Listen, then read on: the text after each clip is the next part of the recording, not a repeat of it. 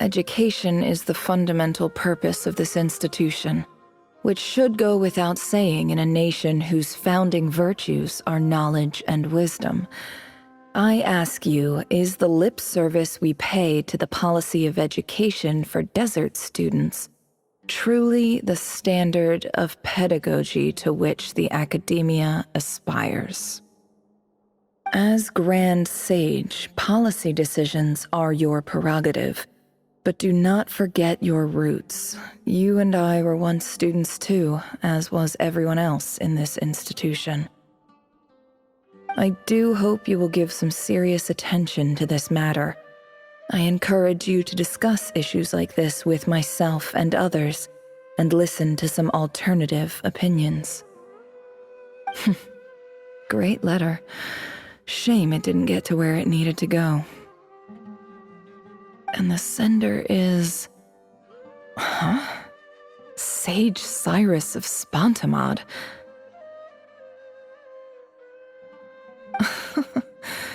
I didn't realize anyone else even knew how bad students like me have it in this place. So this is where letters from the Sage of Spontamod end up? Nice one, Grand Sage. Really enlightened leadership. Whatever. This isn't what I came here for. Moving on. I'm not exactly holding out hope that a letter sent from the desert would even make it here. But if it did, where else would it end up if not in this box? I can't believe how much discarded mail there is. Must have been years since someone last went through it all. And this is just one box. The whole House of Dana is boxes on shelves. I don't believe for 1 second that any human being has sat down and read through all the documents in this place. Who has that much free time on their hands?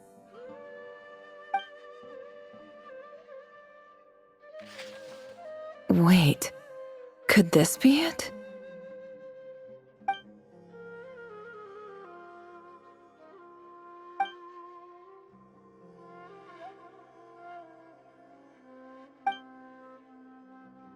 Greetings, Halil. My name is Sinuhe, chief of the Shimti tribe. I was the one who came to you and your colleague Zaid when you ran into trouble in the Great Red Sand. I don't know how well you remember it now, but I brought you to safety and gave you some water and other supplies. You seemed very pleased and told me your name.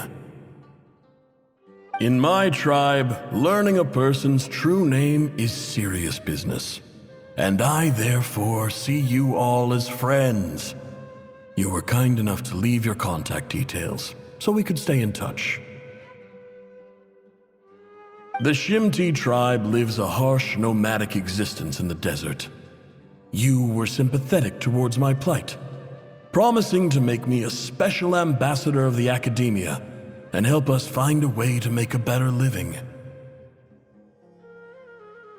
This brings me to my reason for writing.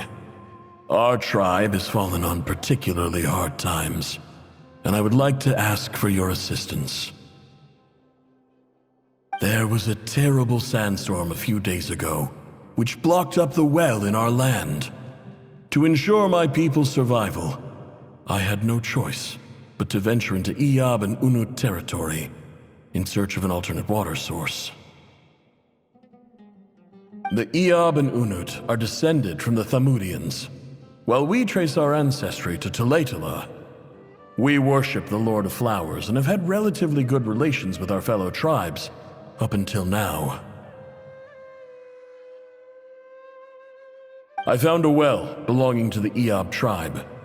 They declined to help us, but I really had no other option. So I took some water to keep me and my tribe alive.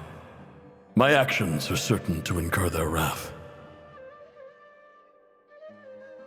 When we met, you assured me that you would be my ally in the academia. I would like to take you up on that offer, because I really need your help. I wonder if you could send an academia representative to meet with me. That aside, the last time you were here, You mentioned that the Academia had started accepting students from the desert, and I told you a little about my daughter, Nefer. We have next to no resources here in the desert, and my power and influence are limited. Would you consider enrolling my daughter at the Academia? From the outset, the Academia never took you seriously. Those things they promised were just empty words. I doubt they even remember the name Sinuhe. And you were so emphatic that your luck had finally changed for the better. You swore you'd lead us to a better place one day. You spoke with such conviction, like you were the most powerful chief in the whole desert. You liar. You lied about everything. You promised the world and delivered on none of it. And who fell for it? Just me, by the looks of it. Despite your best effort. Which makes you a pathetic liar. You weren't even any good at it. I think I'll take over from here. Let me show you how it's done.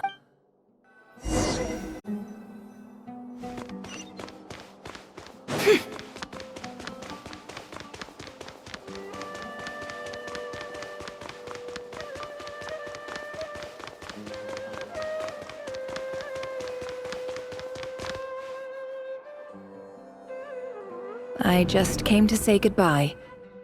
Thanks for everything you've done for me in my— Nefer? You packed your bags.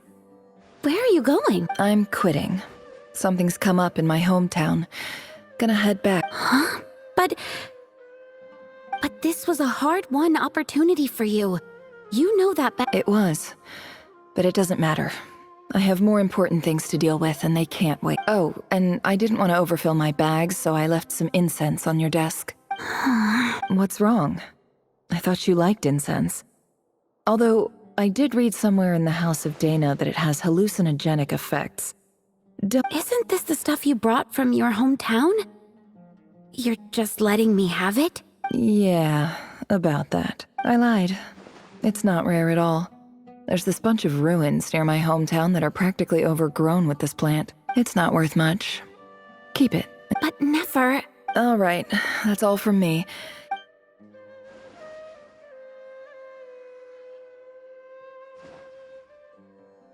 Don't forget me, okay? I mean, we're more than just classmates, right? Yeah, I'll remember. I lied again.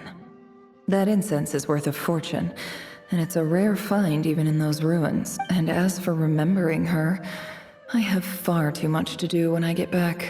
No time to reminisce. I'll be lucky if I even make it through this alive. But either way, I expect I'll forget you pretty quickly.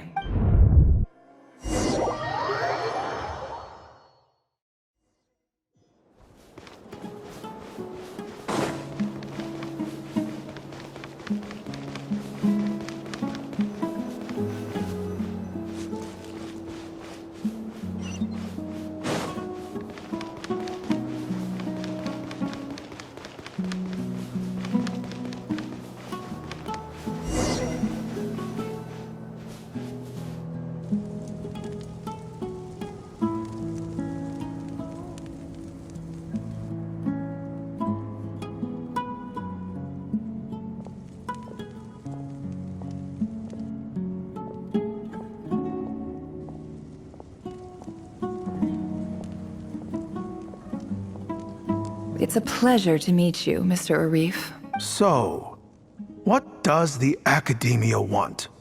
Since they've sent their special ambassador, I assume there's a big business deal to be made. If not, I'd be very disappointed. Please, sir, lower your blade.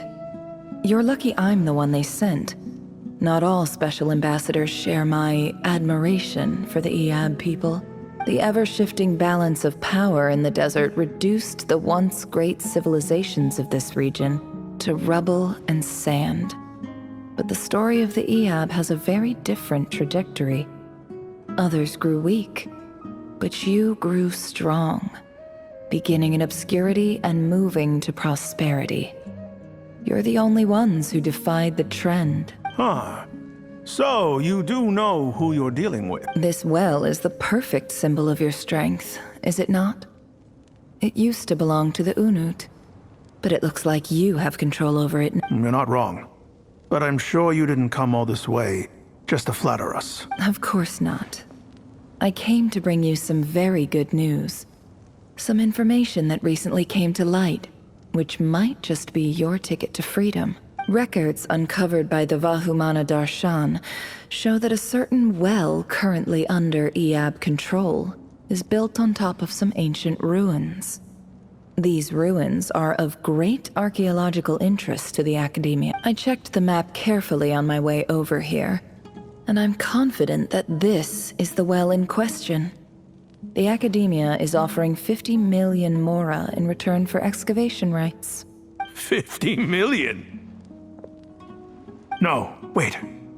If these ruins are as important as you say, 50 million's a little low, don't you think? Don't get greedy, Iab. We know far more than you think. We know that you seized this well by force. Wasn't that the first step in your rise to power? To drive away the Unut and steal their water supply? So what if it was?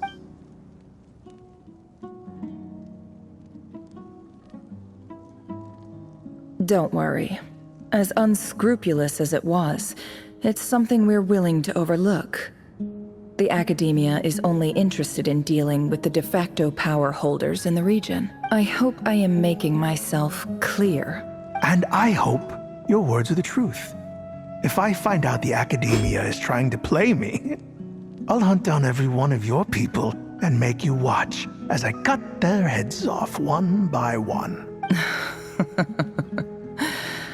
I assure you, Chief, that would not be in your long-term interests. You don't want to make an enemy of the Academia. You see how I'm dressed, don't you?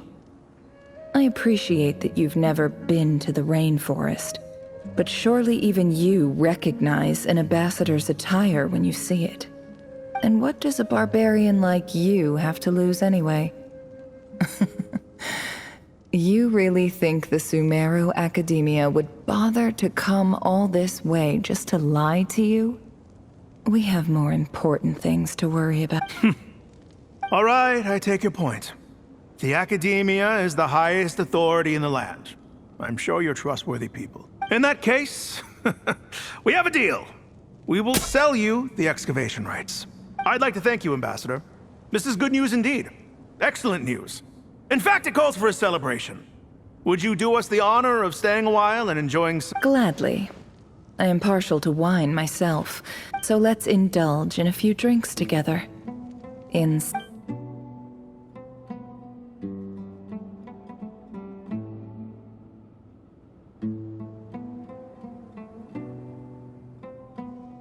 Chief! Chief, it's an emergency! It's the Unut. They've taken the well. What? Well, don't just stand there. Take it back. Yes, Chief. I have every confidence in the Iab's military superiority, and yet— Well, what is it? The Unut's response was alarmingly fast. The day after we reach a deal, they seize the well. This can't be a coincidence. Perhaps there is a traitor in your— I don't think— I am obliged to remind you, Chief, that the Academia will only deal with the de facto power holders. If you cannot regain control over the well, I'm afraid you won't see a single mora of that 50 million. No! Please, Ambassador, just give me some time. I swear the Unut will not get away with this. That well is ours, and so is the mora. Glad to hear it.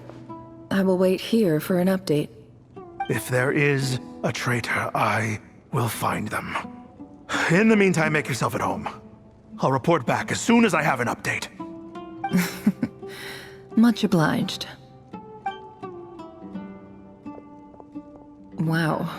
All it took was a few words and I've got him wrapped around my finger. What an amazing feeling. So, in summary, Ambassador, the Academia would rather negotiate with our tribe instead of the Eab, yes? The Eab are ruthless murderers who don't listen to reason. And now they have the gall to interfere in our research projects in the desert region. So let me ask you, Chief. If you were the Academia, what would you do? Kill them all, of course. Precisely. The Academia does not tolerate those who stand in our way. The Eab have held back our academic pursuits for too long, and our patience is wearing thin. At the same time, there is simply no way that the Academia can be seen to be intervening in desert affairs. I'm sure you understand where I'm coming from. We have our own rules out here. If the rainforest dwellers raised arms against a desert tribe, it'd start a bloody war. Right. We can't confront them ourselves, but we can support their enemies. The Unut have always had strained relations with the Eab, which makes you our natural allies. Natural allies. Weren't the Eab your allies once? You were quick to send them after us to protect your interests back when we stole that water. And now look at you. You're at each other's throats. Let me be clear. The Academia wishes to collaborate with the legally recognized rulers of the desert in this matter. We are asking for excavation rights to that well, and our offer is 50 million mora. Say no more. I believe we have an understanding. Good. Then I suggest you get to work. Get us access to that well, and the mora's yours. You see, Dad? Lying is easy when you know how. People will believe anything.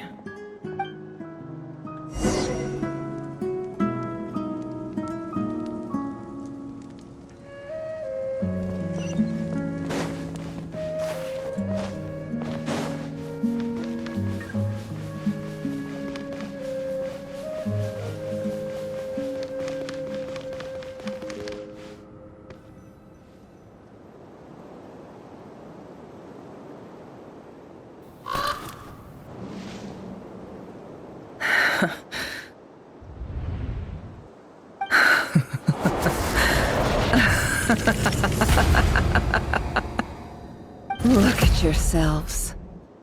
You may be vile, savage monsters, but your butchered bodies bleed like any others. You're no different. You're nothing special at all. The monsters who destroyed my home, they're just ordinary, petty human beings. What a joke. I think we're even now. Maybe I've even done the desert a favor. It's a better place without all these people around. Oh, Sinuhe, my gullible fool of a father. Perhaps if you'd been as ruthless as I was today, our tribespeople would still be alive. In this dog-eat-dog world, a chief needs to be tough to survive. But you couldn't do what had to be done. So I did it for you. Nefer, it's okay. All of this is in the past now. I believe I remember you promising to remain silent. Yeah, but even so. Yehoda, is there anything you can do to ease the tension? Alright, time for a sharp turn onto a So, anyway, that's enough of... Feels like we've been walking forever. I'm getting pretty tired. Oh, Alma... Yes, if we can find somewhere to sit down, I could... It's not far now. There should be a temple just up ahead. Yes. Really? A temple? That's where this story ends? I guess that's how things go in the desert. Desert dwellers can never escape their destiny. Or so everyone says. I never wanted to believe it, but looking back now, I'm as desert as they come. You mentioned a temple. What's waiting for us there? My biggest trade secret of all. Ah. Then I'm guessing it's where you got your power from. The power to peer into other people's minds. I didn't know you were clued up on any other religions. I'm no expert in the history of Sumeru, but since you come from the desert, I would imagine it has something to do with King Deshret. Sounds impressive. Ah, I know who you mean. General Mahamatra Sino. The spirit of Hermanubis dwells within him. That's Boss Neff for ya. She knows everything. Sino's hardly a figure of obscurity, but I know about Sethos too. What about him? Well, he's not a small deal, let's put it that way. Please, this is the bare-bone basics. Thanks for your patience, everyone. I'm sure it's been a lot to take in. With any luck, that's our exit just up ahead.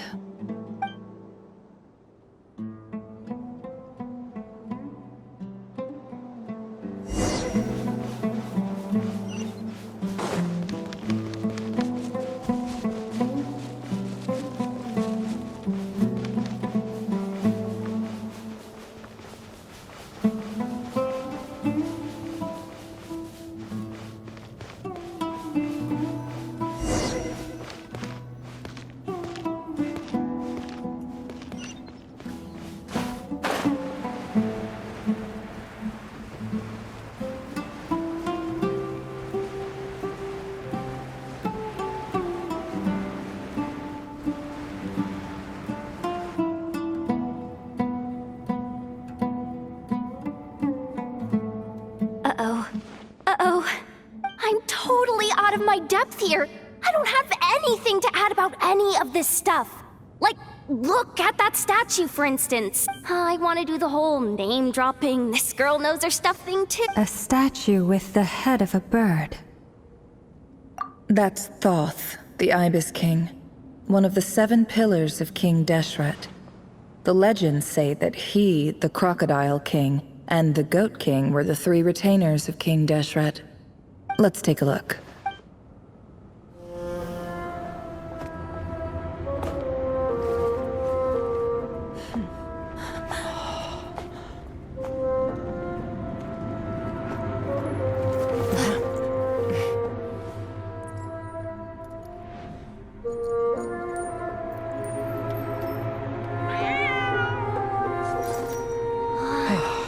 It's just Ashru. So, all is well?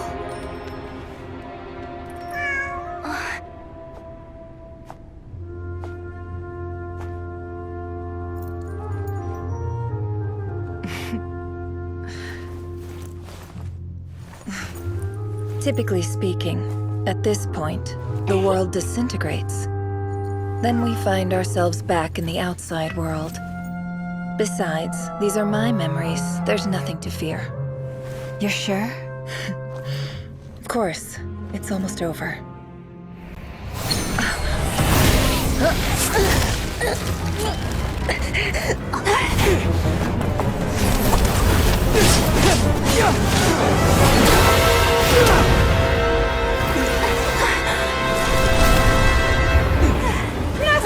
Hold on!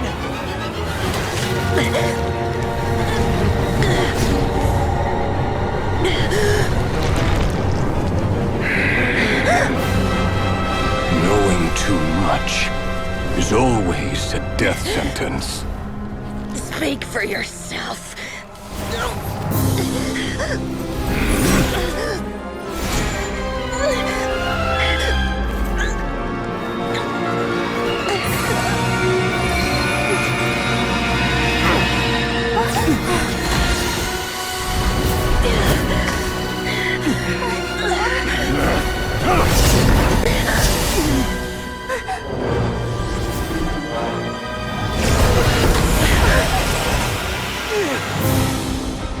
How repulsive.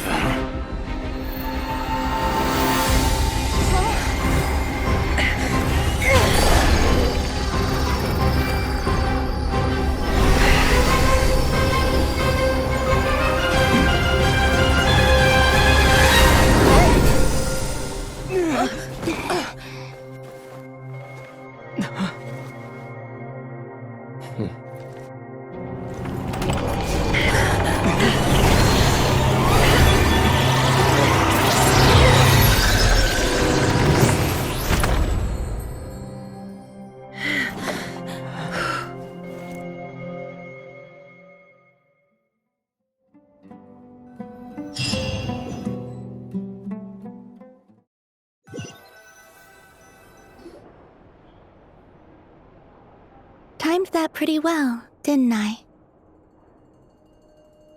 It's okay. I'm just glad no one was hurt. Paimon noticed you doing something too, Dainsleif. Were you helping get them out? Of course. When I asked Nefer to conduct this investigation, I was not naive to the dangers involved. I had a duty to ensure your safety.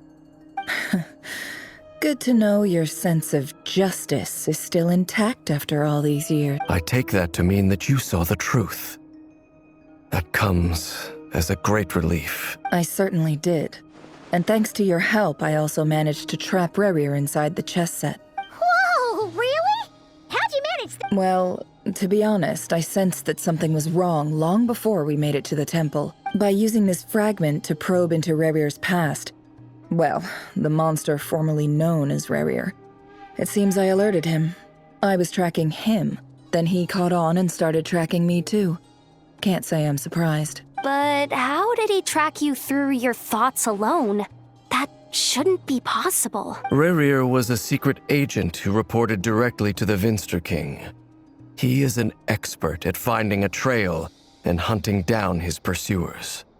No wonder. He infiltrated the chess set, read my thoughts, and built a new virtual chess set inside of it. That's why we weren't able to leave at first. Speaking of your chess set, it's quite a remarkable item. Would I be right in thinking you have some connection to King Deshret? You overestimate me. I only have a connection with one of his underlings, the Ibis King. You all saw how this came to be. A long time ago, the Iab massacred my tribe, the Shimti, in our home village. A few years later, I enrolled in the academia, where some new information came to light. The Unut and the Iab fought a bitter battle over the rights to a well, all for the sake of a non-existent 50 million mora. The Iab ultimately won that confrontation, but their victory came at the cost of almost every warrior in the tribe. The final blow to the Iab came at the victory feast, when an Unut assassin beheaded their chief right before my eyes. The remaining Iab fled and have been scattered to the winds ever since.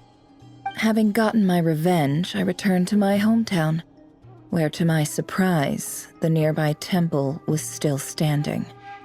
There it was, seemingly immune to the relentless hostility of the desert, while my tribal home lay in ruins. As I stood there gazing at the temple, I noticed a cat just outside. This cat, as it turned out, was home to the spirit of the Ibis King. He led me to a gate deep inside the temple, and there he made a deal with me. This chess set is my gift from the Ibis King. The chessboard within is made to the same specifications as the one in the mausoleum of King Deshret, and represents his power of piercing analysis. With this chessboard in its container, I gained a certain ability to perceive hidden secrets. Now, you could conclude that the Ibis King simply wanted to give the people of this world the power to seek the truth, but I don't believe that's the full story. Every god plays favorites. Their hearts are as fickle as any human's, full of secrets, perversions, egotistical tendencies. But precious few gods are willing to admit this. It is the same with all powerful forces, including fate itself. Their gaze falls preferentially upon a select few. As you rightly point out, this is an act of favoritism. If you're alluding to the Abyss, then yes, I agree. Gather the others. It's time to share everything I've learned.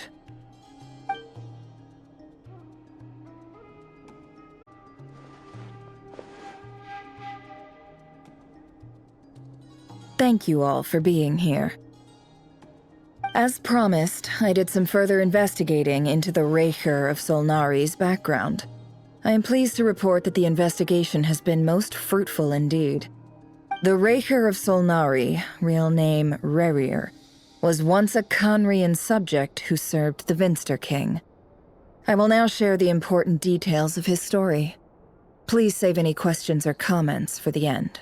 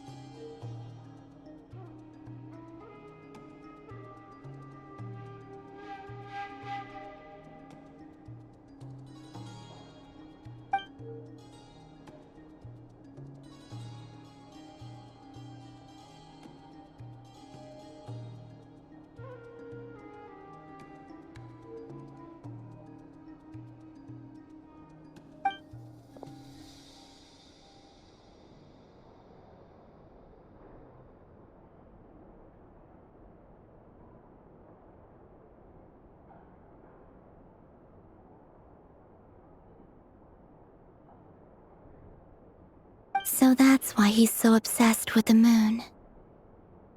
A tragic tale, to be sure.